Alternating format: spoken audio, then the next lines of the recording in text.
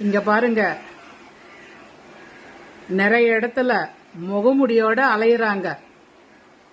அக்கான்ற பேரு, தங்கச்சின்ற பேரு, அண்ணா, தம்பி, ஐயா, அப்பா, அம்மா, சார், மேடம் சொல்லிட்டு நாம தான் ரொம்ப கவனமா இருக்கணும். ஏன்னு கேளுங்க, அவங்க முகமுடியோட நம்ம முன்னாடி பாசத்தை அருவி போல கொட்டுவாங்க. அதை நம்பிடக்கூடாது. கொஞ்சம் ஆலோசிக்கணும், இது உண்மைதானான்னு. அதே மனுஷங்க தான் நமக்கு பின்னாடி போயிட்டு அவங்க வேஷத்தை கலைச்சிட்டு நமக்கு விஷமா தயாராயிடுவாங்க.